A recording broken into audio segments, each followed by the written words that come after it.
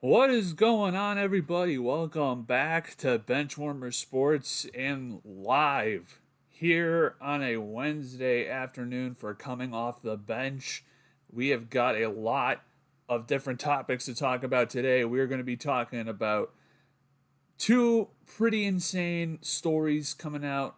Uh, really, the first one is going to be just should the Browns start to decide to prioritize winning over draft picks? The second is a huge story that came out over the weekend, and surprisingly, not a lot of people are talking about it. In fact, I haven't really seen anybody talk about it, and it's surrounding Jimmy Haslam and the rest of the league, and some pretty insane insights into how maybe Jimmy Haslam is approaching the Browns and Kevin Stefanski and Andrew Berry's job security in Cleveland at the end of the season. We're going to be diving into that. Got a lot to talk about today. Make sure you guys hit the like button. Subscribe if you're new. We're trying to get to 1,000 subscribers. We're at 946 right now. Thank you guys so much for all of your support. You guys have been absolutely killing it lately. Thank you guys so much for coming out here on your Wednesday afternoon, pre-Thanksgiving. Also, whenever you guys are watching this episode, thank you guys so much for coming out and taking time out of your day to watch this show. Now, without further ado, you guys ready to get into today's show? Let's begin with, should the Browns start to win or should they prioritize their draft order? This is a very nuanced topic that I think a lot of Browns fans are going to be asking themselves going forward, because the Browns have finally found a young core that they can grow and develop, right? And for the longest time, for the last couple of years, the Browns haven't necessarily had young players to hang their hats on. Like, you've had guys like Martin Emerson, you've had guys, like Alex Wright, Isaiah McGuire, these guys who have shown flashes in that. Martin Emerson had the great 2023 season. And, you had a few young guys on your roster that you could probably hang your hat on and say, okay, these are some guys, some young guys that we can, build around for the next nucleus of, the rebuild. Because the old young core, which you had, Baker, you had Nick Chubb, Denzel Ward, Myles Garrett, these guys are starting to get a little bit older.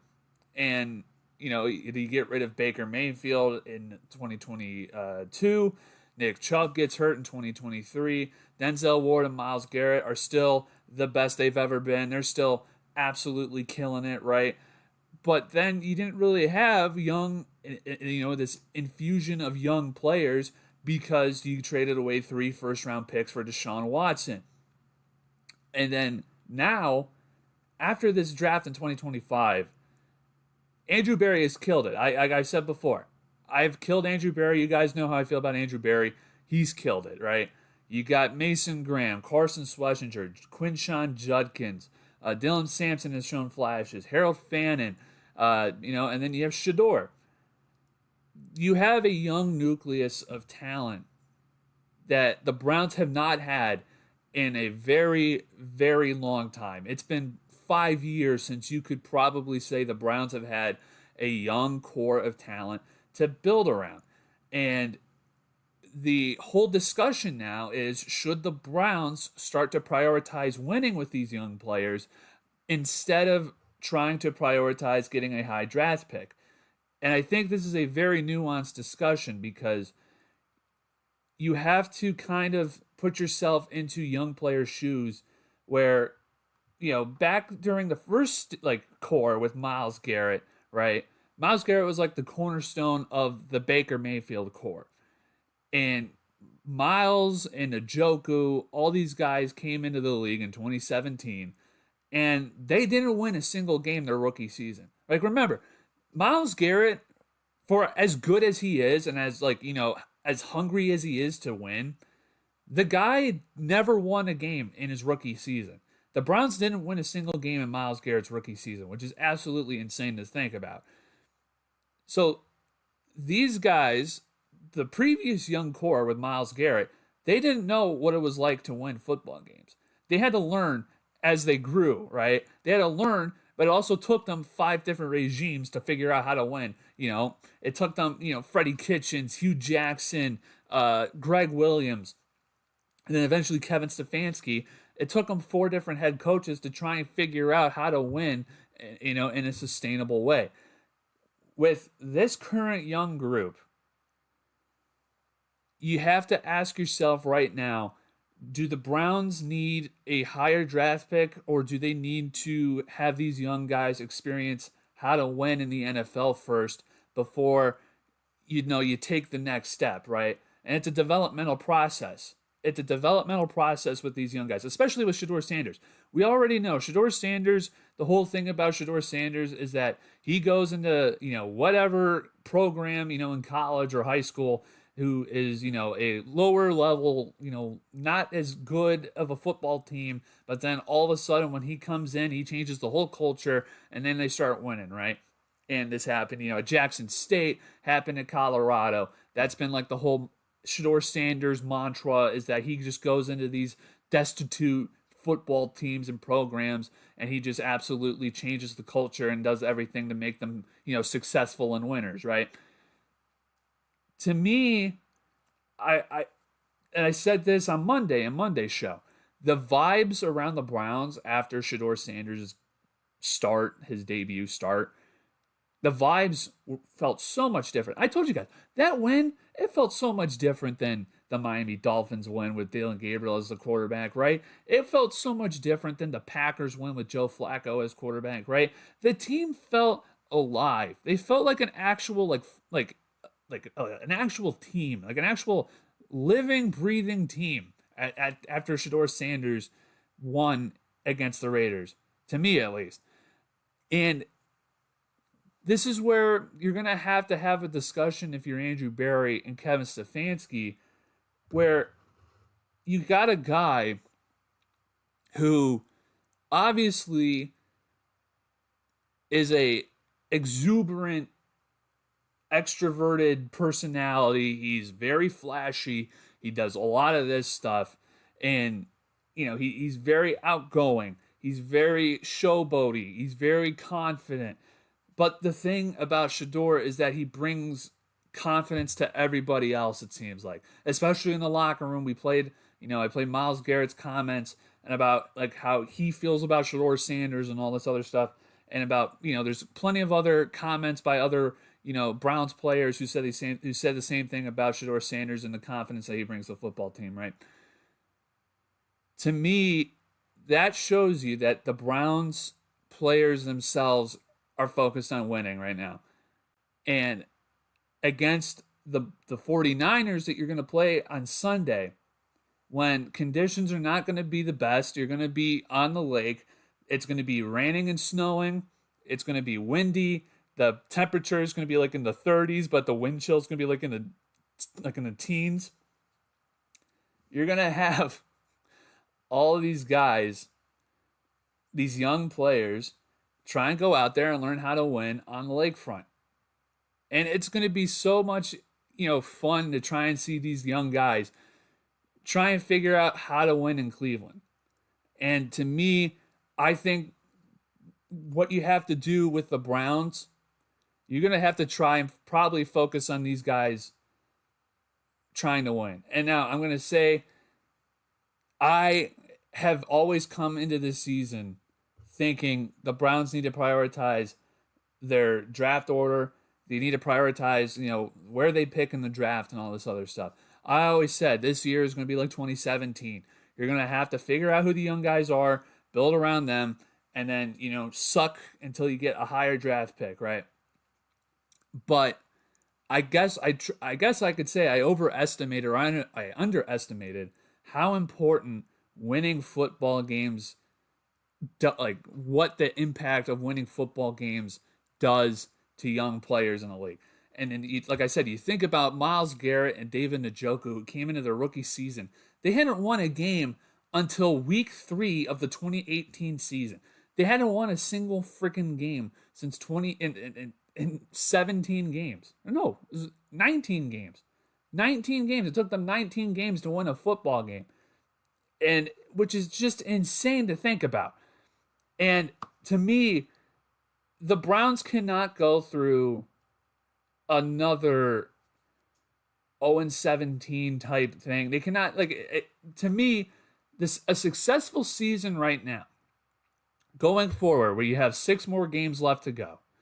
You're 3-8 going forward. You've got 2 winnable games, I would say, with Tennessee and Cincinnati. Joe Burrow is going to be back, obviously, but the defense in Cincinnati is literally wet tissue paper. It's nothing. So Shedeur's going to be able to go up against, a team like that. But you got 6 games left. I would say Sunday's game against San Francisco is a very important game, because if these guys are able to win in horrible conditions at home, then it's going to build more confidence and more experience for them to win, and they're going to be so much more successful later on in their career, I think. Because I'm trying to piece this together in my head. I apologize. I'm trying to get to my point, which is basically they need to learn how to win before you become a successful organization. We've tried the whole, you just draft high, the whole thing is that the Browns have been doing for 25 years is draft high in the draft, tank for the number 1 pick. We did this in 2017, in 2016 as well. You tank for a high draft pick, you get a player, they flame out, they're either mediocre or they're a bust, and then you just retry this whole cycle all over again. When the Browns never took young guys, developed them into winning football players, and then they actually become, winning, part of the winning culture of the Cleveland Browns. Like we had Joe Thomas, right? Joe Thomas, Hall of Fame player. What other guys around him on this team when Joe Thomas was around from 2007 to 2016, when he played for the Cleveland Browns, what other player was around him that we developed and, it took high in the draft, right? We took Trent Richardson with the 3rd pick. We took Brandon Weeden in the 22nd pick. We took, Johnny Manziel with the 22nd pick. We took Colt McCoy, Brady Quinn, all these other guys with high draft picks, and we never developed them. We never scouted them. We threw them in the fire, and then we're like, oh, okay, well then you know what? We're just going to try and do this all over again, right? We never developed winning in Cleveland. We haven't developed winning in Cleveland for the last 40 years. To me, the Browns are going to have to prioritize winning right now with this young group of talent. And again, we have not had this young group of talent in, I would say, 7-8 years. It's been a long time. You've got a young nucleus right now with Mason Graham, Schlesinger, Judkins, Fannin, maybe Shedeur, Sampson maybe as well. To me, I think the Browns can live drafting maybe 10th or 11th, and you go 6 and 11, 7 and 10. You take a wide receiver and an offensive lineman and infuse them with this core. Maybe, and then you have Shedeur Sanders start next year. You maybe have a shot to try and build off of, winning and finishing strong this season. That's just my opinion. But to me, I think winning, developing winning players, a winning strategy, a winning team, and developing a culture. Because again, the Browns are missing a culture right now. And we're going to talk about it in the second segment about maybe some changes are coming to the culture of the Cleveland Browns and about how the Browns are going to operate. We're going to be talking about that in the second segment. But the Browns have to start developing a culture of winning and a culture of success. And if you teach these young guys in their rookie seasons what it means to have success and how to win football games in the NFL, it's going to benefit them later on in their career. And it's definitely going to benefit the Cleveland Browns because most of these guys are probably going to stay in Cleveland for a long time. And that's just the case. But again, they need to start to prioritize winning. I think winning over draft order to me is probably the best strategy for the Cleveland Browns in order to be successful. And there's a plethora of young, talented players that are coming out in college in the positions that you need, especially wide receiver coming out. You can have your pick and, in the early teens, maybe even, the late top 10. But to me, again, I'm going to say it again, prioritizing winning, learning how to win, especially in Cleveland, and building upon that, that's probably the most important thing the Browns can do right now for this young group of players that they got. All right. I know it was pretty much a rant and off the top of my head. I apologize. What do you call it? I've been having tech issues that I've been having to deal with Streamlabs, so it has not been fun the last couple of minutes trying to get everything together. And I had a script in my head. I had everything planned out, but that didn't work out. All right.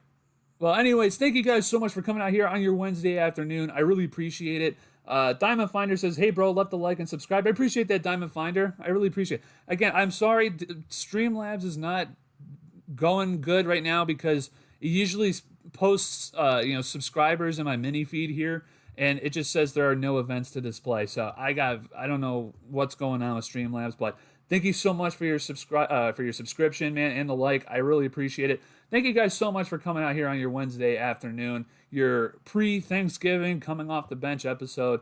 Thank you guys so much for coming out here. I really appreciate it. You guys have been absolutely killing it lately with the support, and it's been a lot of fun doing this show, and you guys make it possible and make it so much more fun. Okay, guys, you guys ready for the second segment of the day? We'll get to the pretty much insane story, I would say, that nobody is talking about when it comes to the Cleveland Browns. Okay, so there has been a report from The Athletic. I think it was Mike Jones over at The Athletic came out with an article over the weekend that a lot of people I've seen have not talked about for some reason. And I don't know why. I don't know if people just haven't seen the article or heard of the article. I don't know what. But Mike Jones of The Athletic came out with an article basically saying, describing what teams GMs are on the hot seat. And he lists names like the Falcons, the Raiders, and surprisingly, the Browns. And a certain number of people around the league have issued their opinions about the current state of the Browns in terms of the job security when it comes to when it comes to Andrew Berry and Kevin Stefanski, which is very interesting, and I'm super surprised nobody else is talking about it. But let's get into the article, shall we? So this comes from ProFootballRumors.com. They basically just talk about the article from The Athletic. I couldn't get into The Athletic because it's blocked by paywall, unfortunately. But we're going to read it for you here right now. So, the Browns are destined for their second straight losing season, and it seems like Browns owner Jimmy Haslam may finally be willing to make some leadership changes. Mike Jones of The Athletic wrote about the situation this past weekend, noting that the Browns will consider multiple paths as they look to revive the organization. And this one is here. This one's key here. According to Jones, some believe Haslam is ready to clean house. There are other league insiders who believe GM Andrew Berry may be safe while head coach Kevin Stefanski will be the lone scapegoat for another lost season. The duo was added ahead of the 2020 campaign and immediately guided the Browns to the playoffs for the first time since 2002. The team hovered around 500, blah, blah, blah, blah, blah. Basically going on about the team record. The team has been 6-22 over the last 2 seasons. This one is just insane to me. And we've heard so many different rumors and different ideas about what the Browns could do. Or the Browns, is Kevin Stefanski and Andrew Berry a partnership? Are they going to go down with the ship together? A lot of people have been, sort of hinting at the fact that maybe one could go and the other could stay. There's been a lot of stuff going on. And it seems like around the league, a lot of people are expecting Kevin to be the scapegoat for the organizational problems. But we'll continue on here. The head coach's hot seat isn't overly surprising. While Stefanski has earned a pair of Coach of the Year awards since joining Cleveland, he still has a losing record in 5+ seasons with the organization.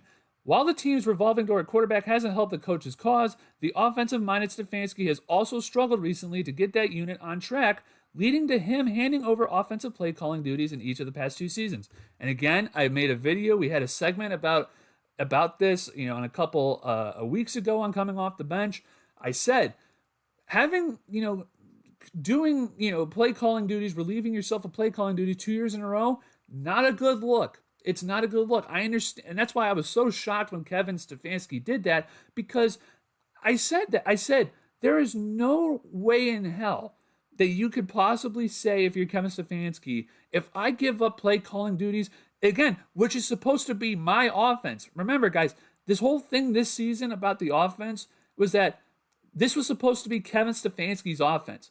And the team has done worse under Kevin Stefanski's offense, quote unquote, whatever that means, all right? But so far, the team has done worse under Kevin Stefanski's offense that he wanted to implement. And he said that he changed it because of Deshaun Watson and Ken Dorsey last year. So again, I don't know why he thought that was a good idea. I said that at the time. I don't know why they thought that was a good idea. But anyways, this goes on about Andrew Berry here.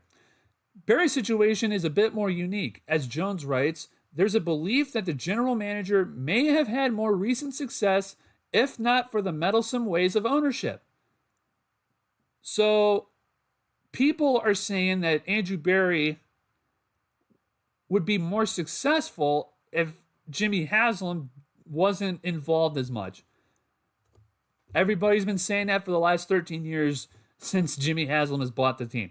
Anyways, this obviously includes the Deshaun Watson acquisition and the subsequent commitment of $230 million in guaranteed money. Perhaps Haslam will be willing to give his top executive an opportunity to clean up the mess, although that may also require the owner to acknowledge that he played a key role in the team's recent demise. And again, in previous episodes of Coming Off the Bench, we've shown they've said that the Deshaun Watson thing was a massive failure. The whole organizational line was that it was an organizational failure and that no one's taking accountability individually for, what happened with the Deshaun Watson trade. Nobody's taking an individual accountability. It's all, every time you ask anybody, even Paul DePodesta keeps saying it's an organizational failure. Everybody said so. And we've said this multiple times too. It seems like, from all accounts, Andrew Berry was the one to bring it up to, or Paul DePodesta and Andrew Berry were the ones that brought it up to Kevin and to Jimmy Haslam, and that there may have been some dissension with, Kevin Stefanski not being fully on board with bringing Deshaun Watson in. I mean, I had the segment in an earlier video on my channel talking about Paul DePodesta's interview, saying basically that it was hard to get everybody on board, and that essentially saying that not everybody in the organization was on board with bringing Deshaun Watson in. Who was not on board with bringing Deshaun in? We don't know. They don't say. We will never know, probably. Maybe not until a couple of years down the line. But anyways, this goes on about Paul DePodesta, and a lot of people are theorizing maybe will Andrew Berry be promoted to Paul DePodesta's old role, and then they bring another GM in, and then they just keep Kevin Stefanski as head coach. Who knows? But this article goes on to basically talk about the role of Paul DePodesta and, what he did for the organization and what the future of the chief strategy officer job title has in the future for the Cleveland Browns, okay? So, goes on, the front office is already seeing a bit of a transition as longtime chief strategy officer Paul DePodesta returned to Major League Baseball as the Colorado Rockies head of baseball operations. Albert Breer of SI.com recently wrote that DePodesta's Cleveland role was always mysterious, although he did work extensively with Berry. Breer adds that the Browns organization isn't expected to replace DePodesta. So again, the chief strategy officer role, the Paul DePodesta role, not there anymore. It's gone. So the Paul DePodesta role, the the chief strategy officer role, no more. But again, that article is so interesting to me, and no one's covered it. Not one. I haven't seen a single Browns media, radio, YouTube, TV, nothing. I have not seen a single Browns media, member cover this story. And to me, it's a huge story. You have multiple GMs talking to Mike Jones of The Athletic, saying they're hearing reports that Jimmy Haslam wants to clean house and wants to get rid of everybody in the Browns organization. And multiple people are saying that maybe Andrew Berry is probably going to be saved from being fired. But everybody seems certain that Kevin Stefanski is going to get fired. Remember, nobody said, hey, maybe Kevin Stefanski could stay and Andrew Berry could get fired. There was no mention of that. It was either they both go or Kevin's going to go and Andrew Berry stays. So, again, multiple people say, everyone has been saying this draft class may have saved Andrew Berry's job around the league. And, according to reports and according to rumors, that may be true. The 2025 class and how much of a success and a home run it has been, with drafting, key guys, in, maybe multiple all-pro players, that may have saved Andrew Berry's job. It may have saved his career with the Cleveland Browns. And the lack of success on offense, and I said this for months, guys. And again, every single time I say something, it always comes out to be true later on. I said this. You got Kevin Stefanski, who tried to predicate his entire season on, we're bringing back my offense. We're bringing back the Kevin Stefanski offense. We're not going to do the Deshaun Watson, Ken Dorsey offense like we did in 2024. We're going back to what we did that made us great. We're making the Browns great again. That was Kevin Stefanski's lingo. That was the Kevin Stefanski's motto coming into the 2025 season. And then they did his offense, and it was absolutely worse than last year. I showed you guys the stats. They've been worse than last year. The offense statistically has been worse this year than it was last year, which is insane and impossible to imagine, but it has been, okay? So Kevin has run out of excuses and boogeymen to try and say, oh, well, it's not my fault. It's, Alex Van Pelt's fault. Oh, it's not my fault. It's Joe Wood's fault. Again, all those guys, probably say minus Alex Van Pelt, because Alex Van Pelt was ousted without Kevin Stefanski's, input, apparently. That's according to multiple people who've had intimate knowledge of the situation, is that Kevin didn't necessarily want to get rid of Alex Van Pelt, but it was a higher up decision. This whole year was supposed to be Kevin Stefanski and the Browns going back to what made them successful in Kevin Stefanski's earlier tenure. Going back, 12 personnel, running the football, play action, all this other stuff, moving the pocket, having a strong offensive line, and it has been worse. And everybody can see that. Everybody can see that this team is worse than it was last year. And now you can start to see the separation now between Andrew Berry and Kevin Stefanski. Everybody has said this for multiple weeks, is that now you can start to see the separation between Berry and Stefanski. Andrew Berry, remember, you never heard any sort of discontent or any different, differences of opinion when it came to Kevin Stefanski or Andrew Berry. But when Joe Flacco got traded to Cincinnati, remember, Kevin came out there in public and basically said he had no idea that Joe Flacco was going to get traded. Jim Schwartz had the same thing. Didn't know that they were going to get traded. With Greg Newsome, too. Didn't know he was going to get traded. Didn't know. Weren't talked about it. Andrew was doing all these moves. And for the most part, it's worked. It's worked. The Joe Flacco trade, the Bengals have been 1-8 since Joe Burrow got hurt. Greg Newsome got benched in Jacksonville while Tyson Campbell has been outstanding for the Cleveland Browns. So when Andrew Berry needed to save his job He pulled out Game 6 Michael Jordan in the finals. He pulled out Game 7 LeBron in the finals.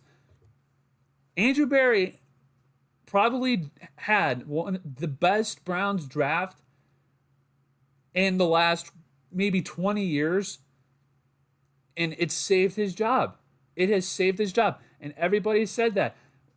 Everybody said, has this saved Andrew Berry's job? Has this draft class saved Andrew Berry's job? And according to members of the league, other GMs, other people working inside the NFL, it sounds like it has. And Kevin Stefanski's future with the Cleveland Browns doesn't look good, man. Doesn't look good, dog. Because everyone else is saying, yeah, we could see Jimmy bringing back, Andrew. We don't see him bringing back you, dude. Kevin, we don't see you bringing back. We don't see him bringing you back, dude. And again, when you have multiple reports, and then you had reports yesterday coming out that a long-time NFL head coach wants to change the scenery. Many people are suspecting, and maybe John Harbaugh. Could you expect John Harbaugh? Can you imagine John Harbaugh being the coach of the Cleveland Browns? You have Shedeur Sanders. Hey, Shedeur didn't want to go to Baltimore. What if Baltimore came to Shedeur? What if John Harbaugh becomes the head coach of the Cleveland Browns? If everything works out the way it seems that it might work out, and Andrew keeps his job, Kevin loses his job, there's stuff that's starting to come together that I've said for multiple weeks and multiple months. Stuff's finally starting to come together, and pieces are starting to come out that we've been theorizing for weeks. That's probably going on behind the scenes. And you know what? It's finally good to have some answers, and there's a lot more questions that we have going forward that hopefully we get some answers to, because again, it's either both of them go or Andrew Berry's going to stay, and it seems like Kevin Stefanski's going to be the odd man out either way. So, very interesting story. Like I said, I haven't seen anybody else talk about this. I don't know why, but very interesting story. I hope more people find out about this, talk about it, because it's very interesting. It's a very interesting thing. And I think Kevin Stefanski's days may be numbered in Cleveland. It seems like Andrew Berry may have saved his job, and Jimmy Haslam may keep Andrew Berry and kick Kevin to the curb. It's crazy, crazy story. Okay, guys. Those are the two segments I got for you today. Thank you guys so much for coming out here on your Wednesday afternoon. Make sure you guys hit the like button. Subscribe if you're new. We're going to be doing another episode on Friday. Here, we'll read Phillips' chat here. The 2025 draft is the only thing that has saved AB. Kevin has not earned any grades due to the 6-22 record and choice to select and promote Gabriel. I know. I've said that multiple times, dude. I've said that multiple times. Kevin, I said this during when he gave up play calling to Tommy Rees, and everyone was like, "This is a great thing. This is a great idea." I was one of the only people that said, "No, it's not. No, it's not." You could go watch my video on the channel after this episode is done, after the stream is over. But I said, you cannot be an offensive-minded head coach and come out here and say, I don't know how to fix this offense 2 years in a row.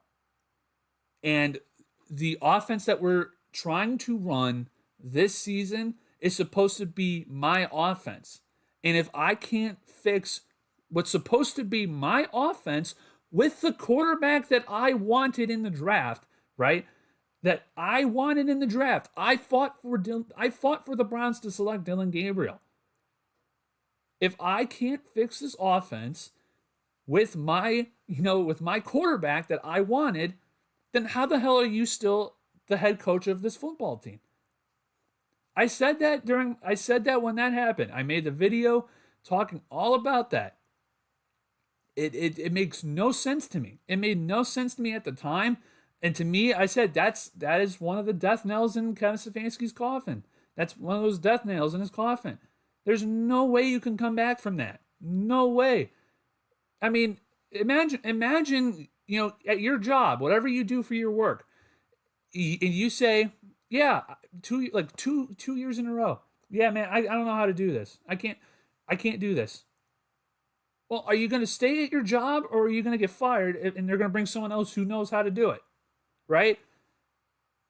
That again, that to me, everyone was like saying, "Wow, that's a great idea, Kevin. That's a good idea. This team needs to." Mary Kay Cabot was like, "Yeah, it's a great idea. I suggested that." No, you're suggesting to me that felt like you're suggesting the man say, "Yeah, I don't know how to fix my offense. I fire me." It's like holding a sign that just says "fire me." I have no idea what the hell to do.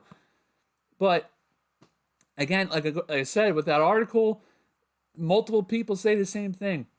It sounds like he's like, Kevin's on his way out the door no matter what, and that it's either Jimmy's either going to clean house or Andrew's going to stay. But in both scenarios, Kevin's not coming back. So we'll see what happens. With 6 games left to go, maybe the team goes on some sort of run. And then they go out and they win a bunch of games going forward. They go 4-2 in the next 6 games, and they finish 7-10. Who knows? And then maybe he keeps his job. But like I said with that article, it's we'll see. We'll see. With that article, it's any scenario that they came up with. It's Kevin's most likely gone. Andrew may stay, and Jimmy may clean house with both of them. So we'll see. But anyways, you guys got any more comments or questions in the chat? Put them in now. If not, we're going to get out of here. Thank you guys again so much for coming out here. Hit the like button. Subscribe if you're new. What do you call it? We're going to be doing more content here on the channel.